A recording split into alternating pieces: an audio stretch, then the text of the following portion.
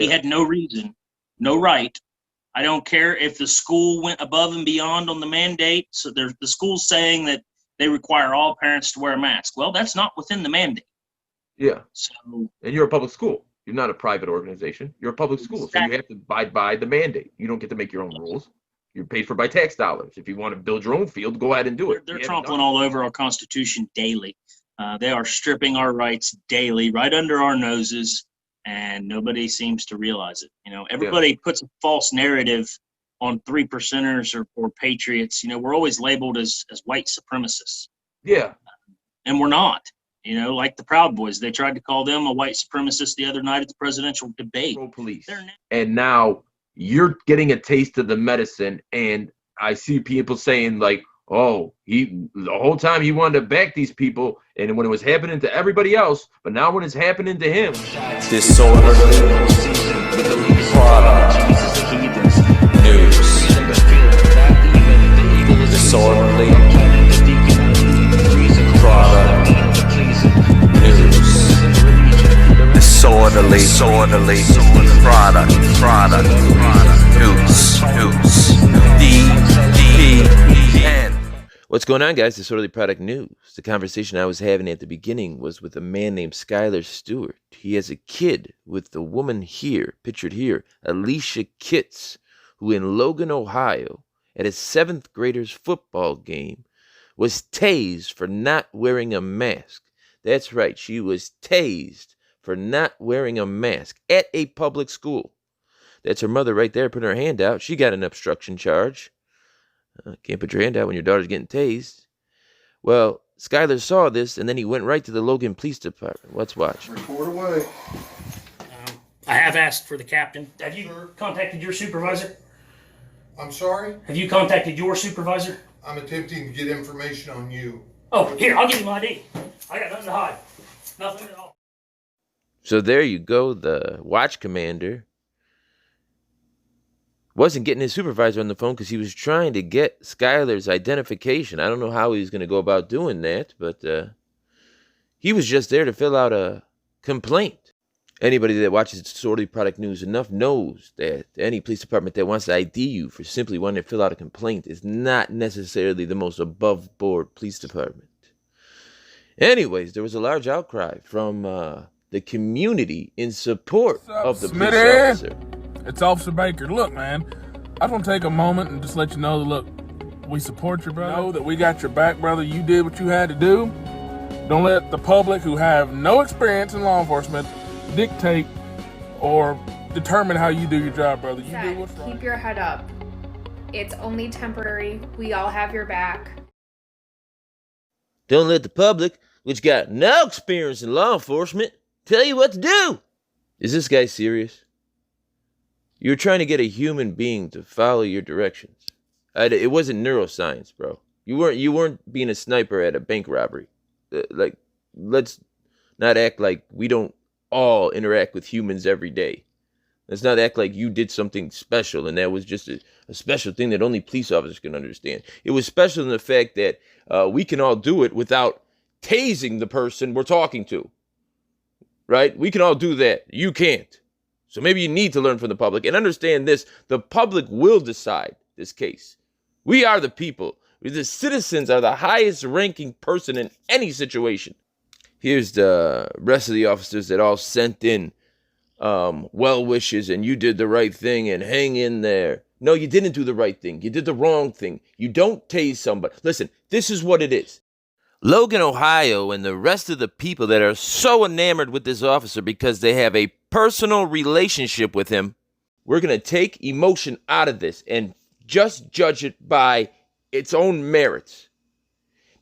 We want our mothers, our sisters, our brothers, our wives, ourselves to get tased for not wearing a mask. Regardless of which side of the aisle you're on, whether you're pro-mask or anti-mask, we have to stand up and say, we're not going to allow you to tase us and our loved ones for not wearing a mask, whether we comply with the mandate or we don't comply with the mandate. A tasing is not the answer. You're not going to arrest us. You're not going to tase us. How this case goes in Logan, Ohio is how the rest of the nation will go. This is a watershed moment. This is the moment America needs to stand up, be galvanized, and say we will not be tased for not wearing a mask or wearing a mask. None of that will happen. Jacob Stewart says, I live and work where this happened. She dissected what she got, and all the locals think the same.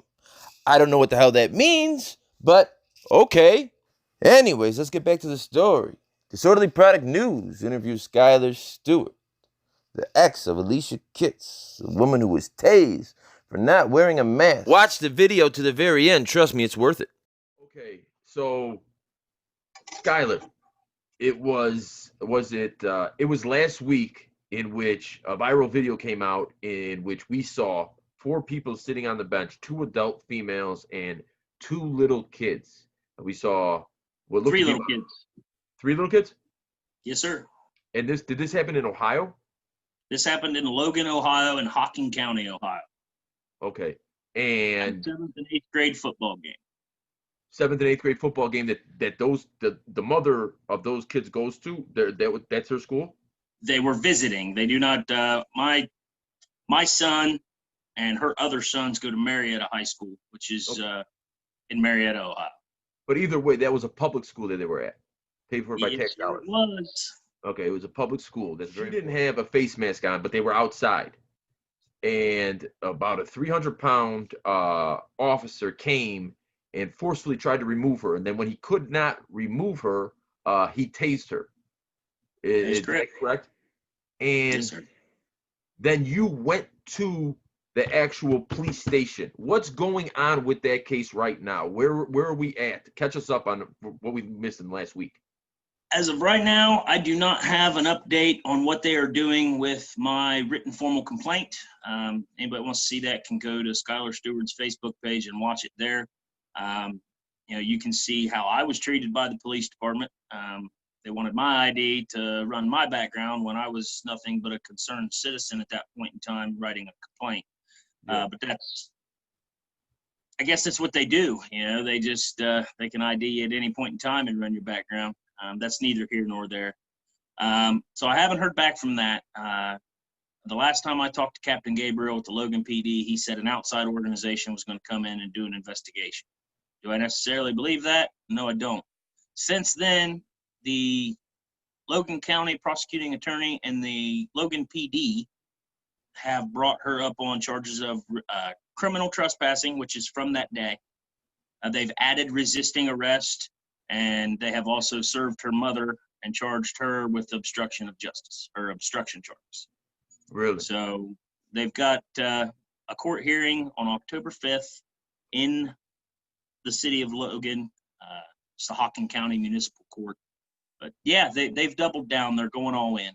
If you read the Ohio mandate, if you read the OHSAA regulations and rules for the mandate, they were complying with the mandate. It states right in there, even without a medical exemption, which she does have, if you are less than or more than 6 foot from another group of people, then a mask is not required for outdoor spectator sports. And if you're with members of your household. And she was with all her family members. So I read the Ohio mandate too, and it said, I read it too. So it said if you're outside and you're not with members of your household, you're right, you had to be 6 feet apart. I think she was well within that mandate. Not only that, she was in a tax-funded facility. That's paid for by our tax dollars. What was her first charge? What was her initial charge? Trespassing? Criminal trespassing. And it's a misdemeanor? Yeah, I believe it's a misdemeanor 2, and then resisting is a misdemeanor 4. Oh, so they're not taking any culpability. They're not saying zip, zilch, nada. So they're saying that if this person, let's throw the mandate out, and we got a situation. This person does not have a mask on, then it is okay to use up to and including less than lethal force. Some people have died by a taser, but you can tase somebody for not wearing a mask outdoor, sitting next to their mothers and their kids. That's okay. Exactly. Taser is actually considered a lethal weapon in some states. I don't believe it is in Ohio, but yeah, that's exactly what they're painting for the country to see. There's all eyes on this case at this point. Yeah. And I believe Logan PD has the opportunity to step out, correct their wrong, drop the charges, apologize, admit they were wrong, and move on. Yeah. But I think I think they'll never do that. Yeah, because when you were in there, he kind of said it. He said force was used, and that's what it is. So if now they drop the charges, why did you tase her? Why did you do this to her? Here comes a civil case. So I think they're doubling down and saying they were in the right, because if they back off now, then you tased a 105-pound woman for not having a mask on. Well, since this has happened, I spoke to the superintendent of Marietta High School, or Marietta City Schools, yesterday, and they have banned her from coming to watch her middle son play football at this point. So Marietta has now butt their nose into it as well. Even if she's found guilty of this charges, I see a solid lawsuit against both school districts, against the police department in Logan, and anyone else that wants to get involved with it. Her rights were infringed. That officer should have never walked up to her and approached her and got in her 6-foot bubble. There was a 20-foot radius all the way around my family that was at this football game. Yeah. He had no reason, no right. I don't care if the school went above and beyond on the mandate. So the school's saying that they require all parents to wear a mask. Well, that's not within the mandate. Yeah. So, and you're a public school. You're not a private organization. You're a public school. Exactly. So you have to abide by the mandate. You don't get to make your own rules. You're paid for by tax dollars. If you want to build your own field, go ahead and do it. You haven't done it. You take tax dollars, right? So her kids were on the road. They were watching it but her kids were involved in the game? Yes. She's got a 7th grader that was playing on the field when it happened. Yeah, and then the boy in the picture, the boy in the green shirt that you can hear traumatized, screaming and crying, is my biological son. Okay, he's the littlest one. If we looked at in sizes, which one was he? The smallest one? He's the smallest one in the green shirt. His older brother, I believe he was wearing a black T-shirt, picked him up, and then you can see the other middle boy with the white shirt on standing there. I believe he actually grabbed his phone and started recording as well. Oh, yeah, I saw that. Now, say that your sons also got some kind of friction or ricochet from the taser? That is unclear at this point in time. From watching the video objectively, I can't see how it would be physically possible that they were shocked when she was tased. Yeah. They had stepped back. I don't see that taser traveling that far. Yeah. So I would have to say no, I don't believe they were tased. Now, could the situation have went bad when this officer dropped his taser once? The gentleman in the purple shirt is the vice principal of the actual school that they were at, Logan Schools. He had to pick the taser up off the bleachers and then hand it to the cop so he could tase her. And then after he tased her and got her in handcuffs, he just sat his taser down and disregarded it. Sat it down on the bench right in front of where my kids were at. Yeah. But where did that come from? The blatant disregard for his own weapons. What kind of police officer does that? Where's his training in? Yeah. Why hasn't this police department trained their officers with the proper protocol? It's also standard operating procedures for Logan Police Department to have a body cam on and running at all times. Guess what? You didn't have one. He forgot to put it on, is what his captain told him. Well, maybe he should have forgot to show up to work. Yeah. His bad. She forgot to put on a mask. So do we get to tase you? It's funny how that's what body cameras always forget to be put on. But where did that come from? Where did that saying come from that your sons got tased? Did they tell you that? Or did it just came from when it first came through? Grandma that was there, she had believed that the middle boy had gotten zapped. Okay. And I can understand that. But it's kids.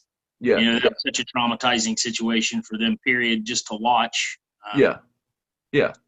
So it's her mother, it's her, and all 3 of those boys are her sons. Yes, sir. That's ridiculous. And then the second act to this is you go down to the police station. The angry father goes down to the police station and you have it out with them. And how did that go? Explain that, because before the cop comes in and you ask him a question, he says, before anything's going to start, I got to find out who you are. How is he going to go about doing that? What did he think he was going to, how was he going to do that? Yeah, and I could have probably refused to give him my ID at that point in time, but I didn't.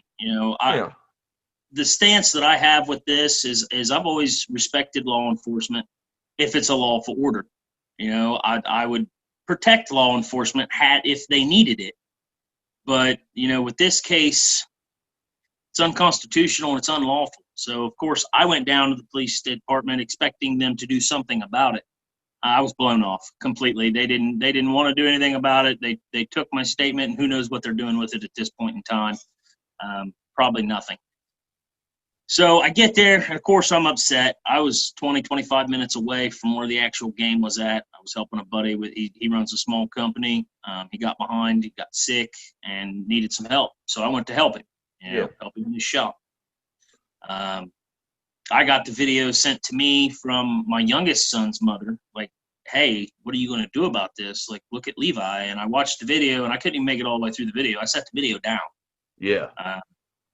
And then buddy of mine had come out, and I'm like, dude, look at this. And we sat there and we watched it. And at that point in time is when I decided I was going to the Logan Police Department.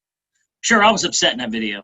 I still to this day maintain that I was still extremely respectful to those officers in that police department, regardless of how upset or pissed off I was. I still forwarded them an amount of respect that I think everybody should. Yeah, but at the same note, why didn't they do the same thing? You know, they didn't give me the same respect back.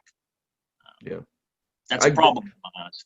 I definitely say, I mean, if you've seen my videos, trust me, you went way above and beyond the respect. So he kicks you out of the station, but even when he kicks you out of the station, you're very humble.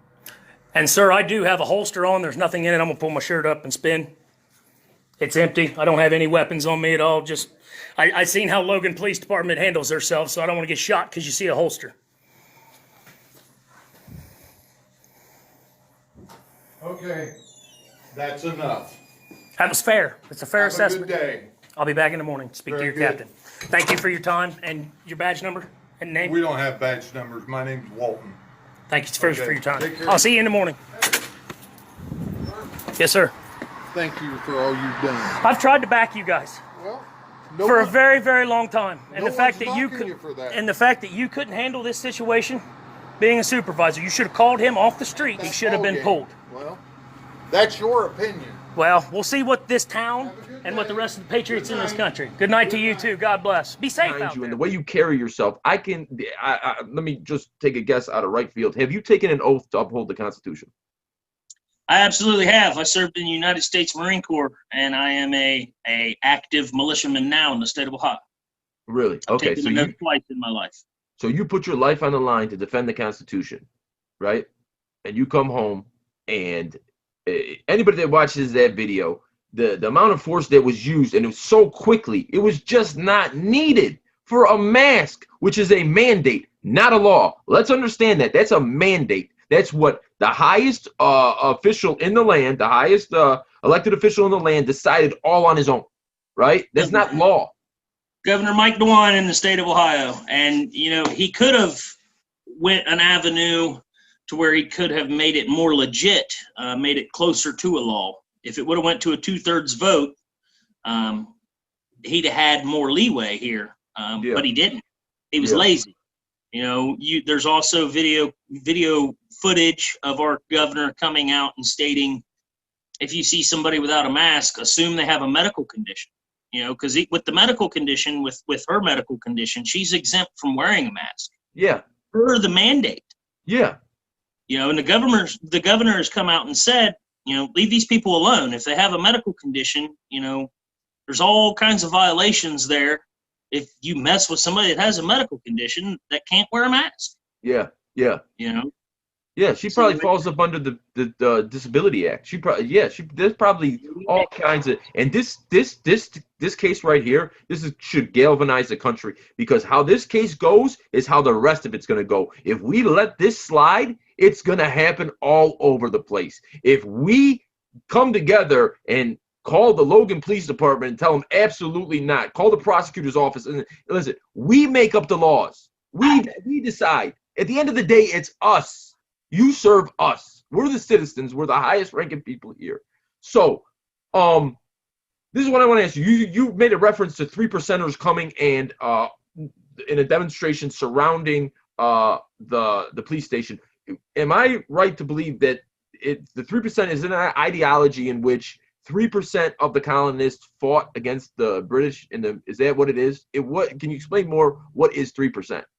Yes, sir. That's exactly what it evolved from, was the original militia, with 13 colonies that stood up against tyranny from the king.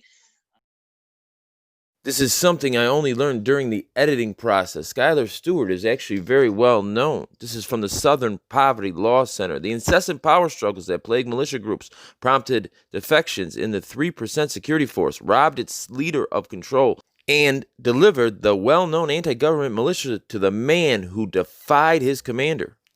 Chris Hill led the 3% security force for years, but it appears that the organization may be nearing its end. 6 of the 9 chapters Hill led recently abandoned him, according to members' posts on social media. Then those branches allied with the leader of the group's Ohio chapter, Skylar Stewart, a former member ousted by Hill. Together they formed American Constitutional Elites. Hate Watch could not determine the status of the other 3 chapters. Now, this has nothing to do with what happened in the stands, but I would be remiss to not report on it, having been made aware of it. This man is not only a member of the 3%ers, he's the leader. And, it's why we have the great country we live in now. That war was won by the militia. And I, as much as I hate to say it, I'd say America is getting really close to being on the brink of militias having to step up again, because they're trampling all over our Constitution daily. They are stripping our rights daily, right under our noses, and nobody seems to realize it. Everybody puts a false narrative on 3%ers or patriots. We're always labeled as white supremacists. Yeah, and we're not. Like the Proud Boys, they tried to call them a white supremacist the other night at the presidential debate. Their national leader is a black man. Like, come on. Yeah. My group, we have several African-American members.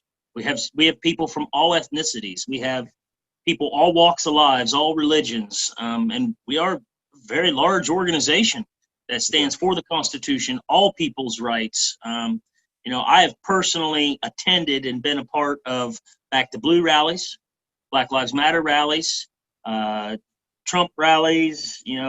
Everybody in this country has the same rights and freedoms that I do, and I'm nobody to tell them that they don't. Yeah.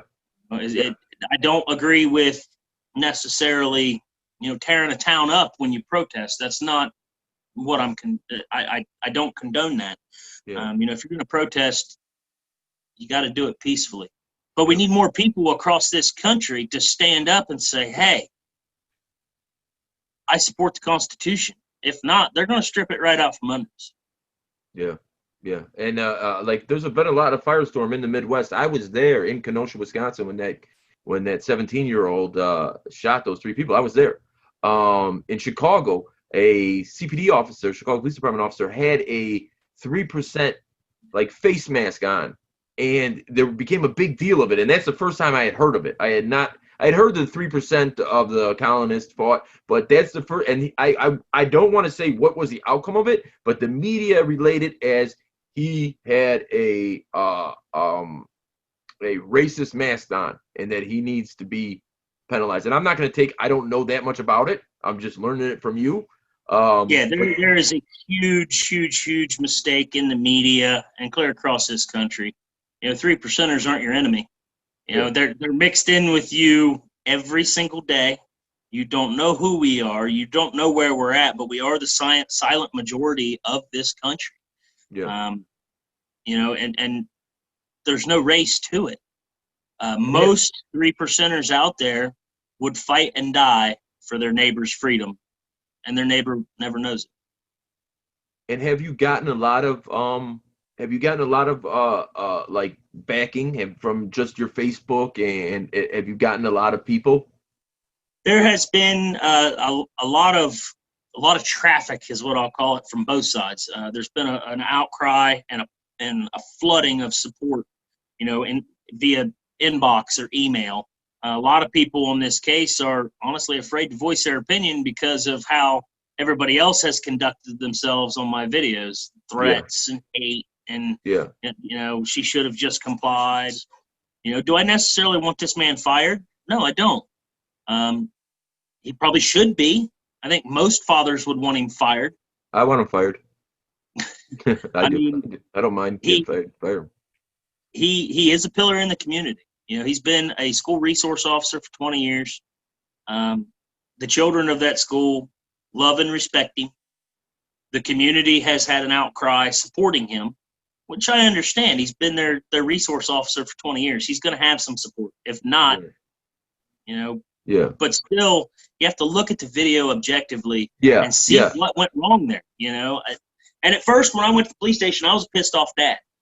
Since then, I've been able to sit back, watch it a few more times, watch it 100 more times, you know, recenter myself, and okay, let me look at this as not just a father, but as a citizen, as a Constitution lover, as, you know, just a human being. Yeah. That's and where let me you get the best work done. So this is the narrative that it seems like it's going towards, or at least that I've heard. It's that they're assuming you were always pro-police, and now you're getting a taste of the medicine. And I see people saying like, oh, the whole time he wanted to back these people, and when it was happening to everybody else, but now when it's happening to him, and I mean, obviously you've heard that more than me. And what do you have to say to those people who say, oh, when it's happening to other racial groups, it's okay, but when it happens to people in your own family? I was the first person when George Floyd was murdered. I come out and publicly stated, look, this man was murdered. This needs to be dealt with. This officer needs to be arrested. Yes, I support police. I support honest, constitutional police that truly protect and serve their country. I don't support these rogue, power-hungry, murdering police officers. I don't. Yeah.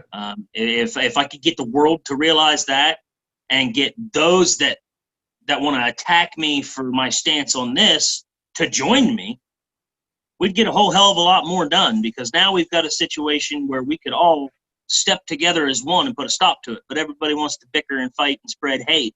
Yeah. That's the biggest problem in our country, is people can't look at anything. Okay, yeah, there's Blue Lives Matter stuff on my page. There's Black Lives Matter stuff on my page. I've been in newspapers across the state of Ohio supporting both, as long as they're peaceful and constitutionally done. You're talking about before this? Yes. Before. Oh, so you've had a stance, and you've been in the media, so you've been a leader in this stuff way before this. This isn't your first foray with the media. We had a Black Lives Matter rally here in our hometown. I got a phone call, and they asked me to come down and escort them downtown. Yeah. And I did.